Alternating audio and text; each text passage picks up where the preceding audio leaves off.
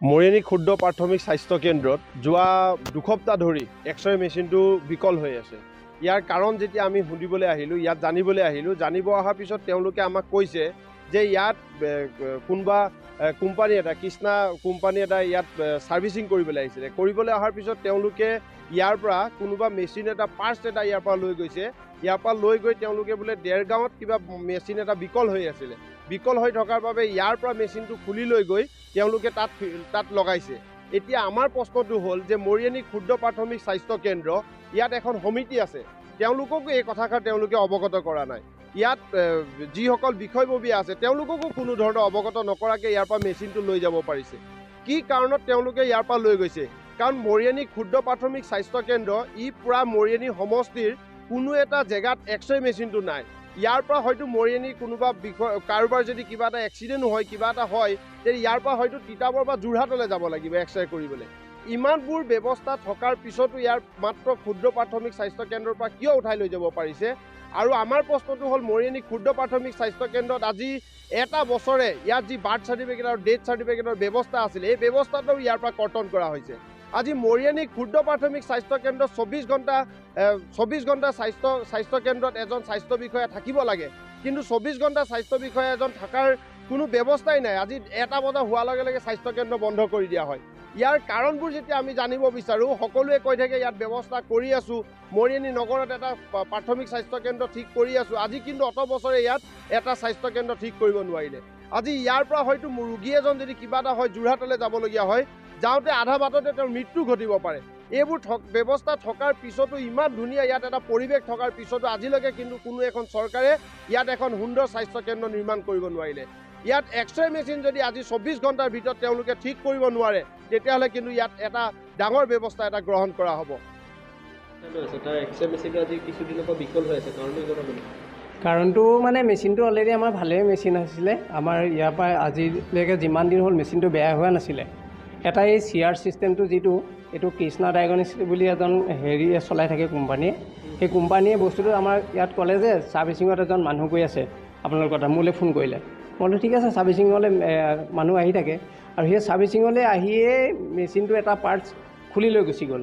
তাৰপিছতে মই গম পাইছোঁ, যেতিয়া খুলি নিলে, তেতিয়া মই পিছত আকৌ সেইজন আহিছিলে, তেতিয়া মই তেখেতক সুধিছিলোঁ যে তুমি ইয়াৰ পৰা যে পাৰ্টছটো খুলি নিলা, আমাৰ ইনচাৰ্জক জনাইছিলা নেকি? তেওঁ ক'লে যে মই নাই, জনোৱা নাই ইনচাৰ্জক, কিন্তু ইনচাৰ্জক ওপৰৰ পৰা ক'লোঁ বুলি কৈছিলে। মই আৰু তেতিয়া আমি কি ক'ম আৰু, তেওঁলোকে খুলি লৈ গুচি গ'ল। সেইটো ইয়াৰ পৰা নি পেলাই দেৰগাঁৱত লগালেগৈ বুলি কোৱা শুনিছোঁ। দেৰগাঁৱত কিবা হুলস্থুল হৈছিলে বুলি ক'লে বোলে।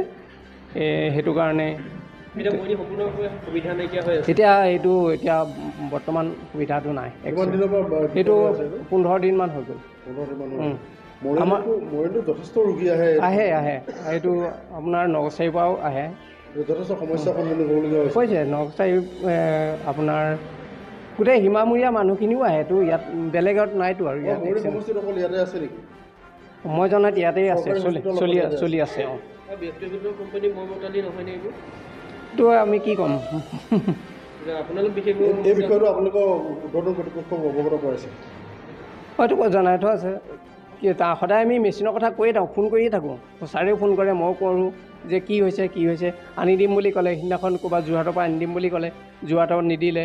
আকৌ ক'ৰবালৈ গৈছেগৈ, মৰাণলৈ গৈছেগৈ বুলি কৈছে ছাৰে। আজি আকৌ মৰাণৰ পৰা আনি দিব, কিন্তু আনি দি কিমান দূৰ সম্ভৱ মই নাজানো। কৃষ্ণা ডায়েগনষ্টিক।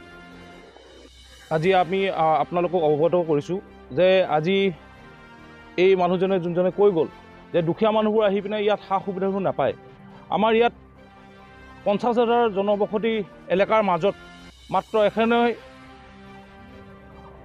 নগৰৰ মাজত মাত্ৰ এখনে প্ৰাথমিক চিকিৎসা আছে। তাতো যদি এই সুবিধাবোৰ নিদিয়ে, চৰকাৰখনক আমি ধিক্কাৰ জনাইছোঁ যে এই স্বাস্থ্যকেন্দ্ৰ বা শিক্ষাকেন্দ্ৰক লৈ তেখেতসকলে যি ঢাক ঢোল বজায়, সেই ঢাক ঢোল বজোৱা আজি ফুপুলা চৰবোৰ উদঙাই দিছে ৰাইজে, যে আহি পিনে ইয়াত সা সুবিধাবোৰ নাপায়। যদিও বস্তু থাকে, সেই বস্তুবোৰ বিকল হৈ থাকে। আৰু ইয়াত যিহেতু 50,000 মানুহ বা 60,000 মানুহৰ এটা জনবসতি এলেকাত বিভিন্ন ধৰণৰ চাৰ্টিফিকেটৰ কাৰণে ইয়াত সুবিধা কৰি দিছিল, কিন্তু সেইবোৰ গাঁৱৰ ভিতৰলৈ লৈ গৈছে। যে এইবোৰ কেলৈ তেখেতসকলে পদক্ষেপ লৈছে? এইবোৰ মানুহৰ ওচৰত ইয়াত কৰিব লগা মানুহ আছে, কিন্তু তেখেতসকলে ইয়াৰ পৰা কি ষড়যন্ত্ৰ কৰি পিনে ইয়াৰ পৰা বস্তুবোৰ লৈ যোৱা লৈছে। এইটো আপোনালোকৰ ওচৰত অনুৰোধ জনাইছোঁ, চৰকাৰক আমি অনুৰোধ জনাইছোঁ আৰু চৰকাৰক আমি কৈছোঁ যে আপোনালোকে যিজন স্বাস্থ্যখণ্ড ইয়াত আছে ইয়াৰ পৰা যাতে সুবিধাবোৰ ইয়াৰ পৰা আঁতৰাই নিনিয়ে আৰু আহিব লগা দিনবোৰত যাতে এই স্বাস্থ্যকেন্দ্ৰটো আৰু সা সুবিধা আৰু আটক ধুনীয়া কৰি তোলে, ইয়াকে অনুৰোধ জনাইছোঁ।